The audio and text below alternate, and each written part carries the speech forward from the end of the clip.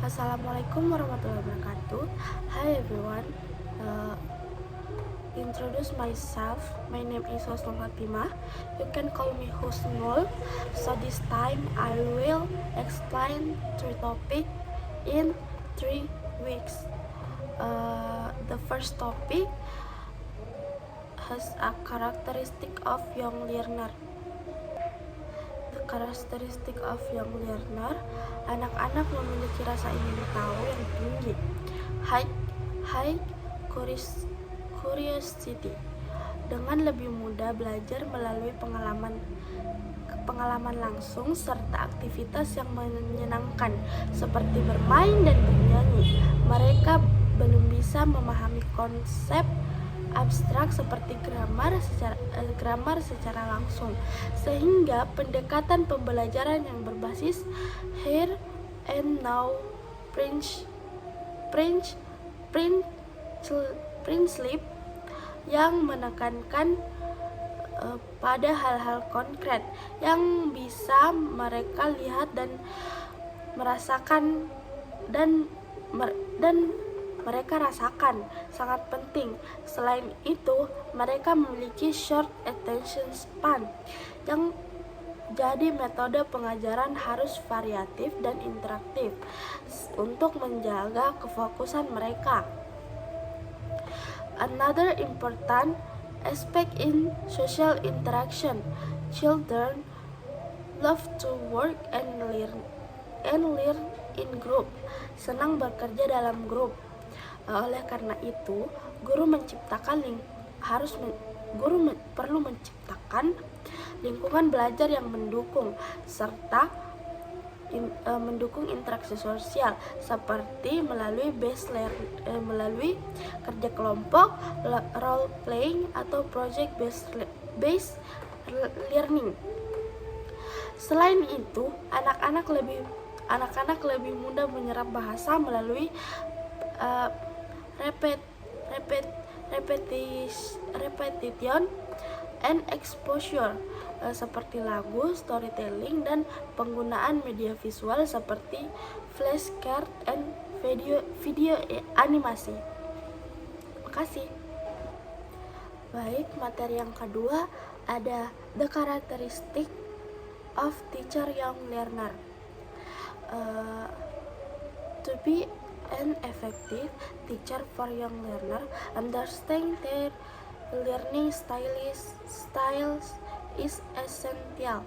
Anak-anak memiliki cara belajar yang berbeda-beda, seperti auditory, mendengarkan, kinestetik, bergerak, dan visual, melihat. Jika seorang guru hanya menggunakan satu metode tanpa mempertimbangkan perbedaan ini, siswa bisa kehilangan minat belajar. Oleh karena itu, teachers should adapt their teaching strategies to match this learning style.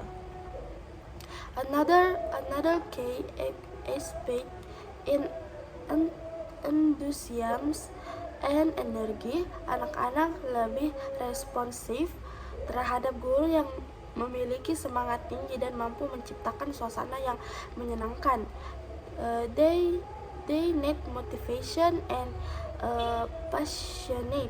A teacher can make learning English more interesting and interactive through song, games, and storytelling.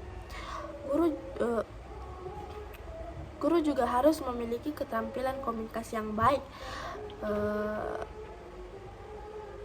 Selain itu, penggunaan teknologi juga semakin penting dalam pembelajaran young learner.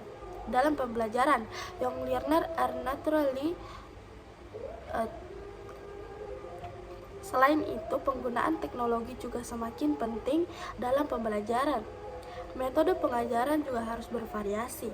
The paper highlights techniques such as total physical response. Semua ini membantu anak-anak belajar bahasa Inggris secara alami dan menyenangkan tanpa merasa terbebani. Yang ketiga, ada materi the roles of young learner. Hal-hal yang perlu dipahami dengan pembelajaran interaktif dan menarik sehingga meningkatkan kualitas pendidikan, yaitu 1. Karakteristik pelajar muda. Pendidikan perlu memahami karakteristik unik pembelajar muda, seperti rasa ingin tahu yang tinggi, motivasi internal, dan kemampuan berpikir kritis. Yang kedua, peran dalam proses pembelajaran.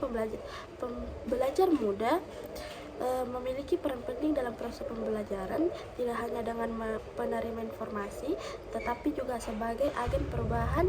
Mereka dapat berkontribusi dan menciptakan lingkungan yang dinamis dan interaktif. Yang ketiga, ada pentingnya pendekatan yang tepat, mengingat pelajar muda cenderung mudah bosan. Pendekatan pembelajaran yang interaktif dan menarik sangat diperlukan. Metode ini seperti learning by doing, permainan bernyanyi, dan kegiatan kreatif lainnya dapat membuat proses pembelajaran semakin menyenangkan dan bermakna. Yang keempat, pendidikan karakter. Selain akademik, pendidikan karakter juga menjadi fokus utama bagi pelajar muda. Nilai-nilai moral dan etika yang perlu ditanamkan dan membentuk kepribadian yang baik dan bertanggung jawab. Terima kasih. Jadi ada 3 pertanyaan yang saya ambil. Yang pertama itu, bagaimana cara kita sebagai seorang guru mengajarkan anak untuk merefleksikan diri demi kemajuan mereka. Sebagai guru, mengajarkan anak untuk merefleksikan diri dimulai dari dengan membiasakan mereka berpikir tentang pengalaman mereka sendiri. Kita bisa mengajak mereka berdiskusi setelah menyelesaikan suatu tugas aktivitas, menanyakan apa yang mereka pelajari, apa yang mereka sudah lakukan dengan baik, dan apa yang masih perlu diperbaiki. Mereka memberikan pertanyaan terbuka juga bisa membantu. Misalnya, apa yang kamu rasakan saat mengajarkan ini, atau apa yang kamu lakukan dengan berada di lain waktu. Dengan begitu, mereka bisa terbiasa mengevaluasi proses belajar mereka, bukan hanya hasil akhir. Menjadi contoh juga penting. Jika kita sebagai guru menunjukkan bagaimana kita merefleksikan pengajaran kita, semisal mengatakan, hari ini saya merasa penjelasan saya kurang jelas, besok saya akan coba cara lain, maka anak-anak akan melihat bahwa refleksi dari bagian alami dan perkembangan diri. Terima kasih.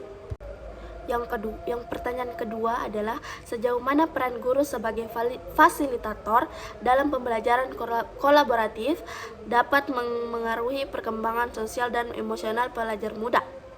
Peran guru sebagai fasilitator dalam pembelajaran kolaboratif sangat berpengaruh terhadap perkembangan sosial dan emosional anak.